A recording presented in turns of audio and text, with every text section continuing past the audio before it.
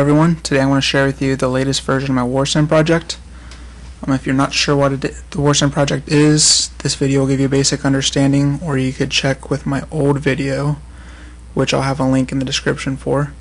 Also in the description you'll find the download link for this project, which is now a Dropbox link. So today I want to briefly go over the contents of your download. You'll get a zip file containing this folder. You'll have the executable file, which runs the project itself using this INI file, where you would define all of your, pretty much define your war and all the armies that compose of it. And this GMK file is for people who know how to use GameMaker 8. You can edit the WarSim yourself. This is the file I use to generate the executable file. And I have two Excel files which are just supplements to the whole project and help to make it easier to generate this INI file.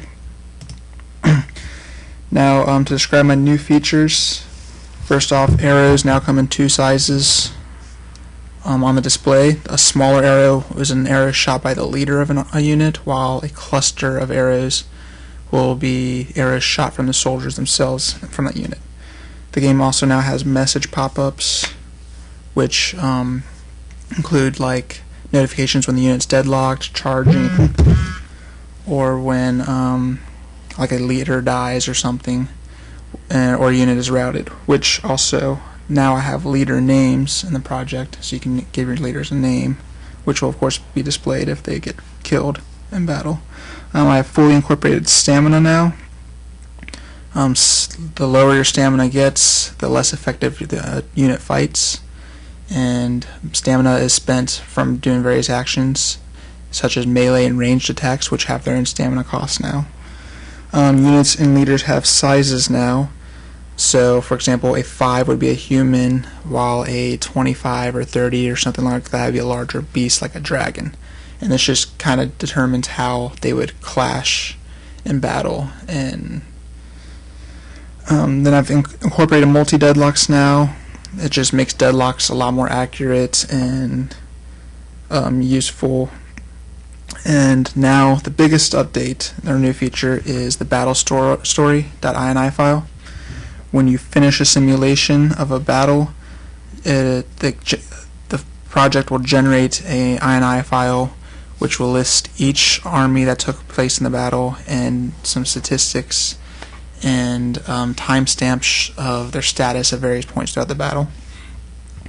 Also, I've incorporated two buttons into the project. You can press spacebar at any time to pause the simulation, and then press space again to unpause it. And you can press the Q button to end the simulation early while still saving your battle results up to that point. Also, another new feature was the army builder template, and I have made updates to the database to include everything else that's been newly added. So now I want to show you real quickly the program in action. So you'd start with the army builder template. Here you have like a race tab. Everything's pretty self-explanatory. Just fill in a new row and then incorporate and then fill in each of the values as needed. Humanoid, if it's equal to yes, then that unit can equip armor. If it's no, then armor in these columns won't mean anything. So like if I gave this dragon a short sword, for example, notice none of the stats change. Whereas if I change this orc to an axe, notice his charge and some other things over here changed. Weapon, range weapon, same thing, just go down the list, adding new stuff and filling in its attributes. And then same for armor. If you see, also I'm just going to go back and point out the humanoids have like values of 1.2, 0.8, things like that over here. Those are multipliers to what their weapon or armor would give them. Whereas the dragon, you just put his base stats here, or other things that are non-humanoid. Also have a simple damage calculator. You enter your damage, attack, armor, defense values right here, and it will show you how much damage a miss, graze, hit, or critical hit would do, and the chances of landing each of those. So notice if I lower the defense, you have a different chance. If the armor is dropped, your attacks would do more damage.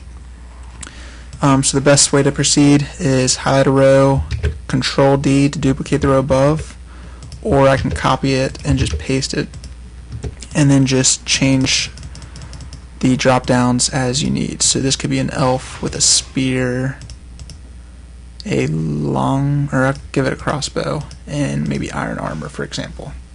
And then you'll want to go to your database. I prefer to hit view, arrange all. Now down at the bottom, we'll want to add a new ID, name the unit, so I'll call it elf heavy, for example. Then start in column I, go over to AA, copy, and paste values. So one more thing on this worksheet, you'll see these last two columns. Humanoid is just for this sheet. It tells it how these formulas will work, and then the standard army size is just a note for yourself. So this one tells me that my elf armies typically have about 32 units in a standard army. So now I'm on to back to the database file. We've added the elf heavy.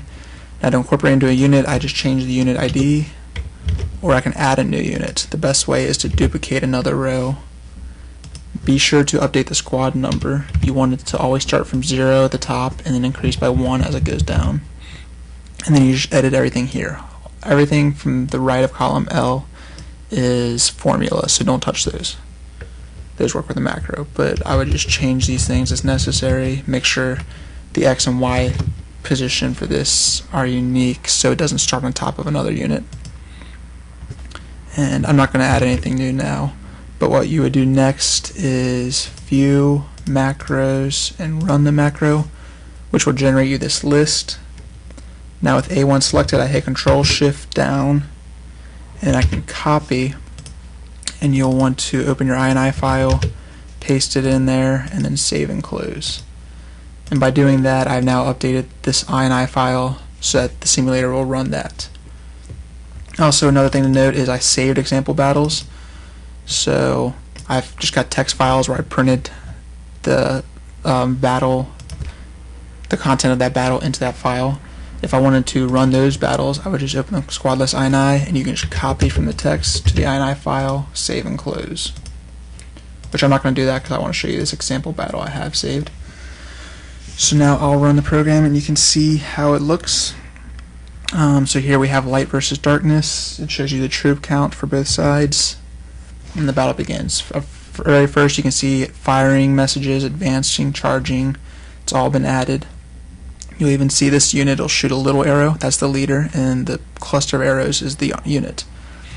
Up here is the light, summary of the light army, and then the darkness army, which that's what I named the army, is light and darkness. And then the strengths are shown, the total strength, and then for each unit you can see the name, the troop count, the health of the leader, and the order that that unit is currently engaging in. And then we have the total time elapsed shown. And also notice Glux of the Goblins was just slayed, so we have those notifications showing up during battle now, incorporating the leader names that you've assigned and everything. So I'll just watch the end of this battle. It looks like the light side is going to win, and they did. Now when I end the battle, we have this battle story file was created right here. It's date stamped, so I can see June 13th, 2016, 7:33 p.m. was when I started that battle. When I open this file, I can see the human unit, I can see his range kills and proficiency, same for melee, same for the leader of that unit, and then I have at timestamps. They're numbered 0 through 14 and so on. Then right here shows the time, so at time 0 he was in standby, 40 troop count, no morale, 85 stamina, etc. Every 5 seconds it's updated, or every change of order you'll see a new timestamp, and we have that for every army in the battle.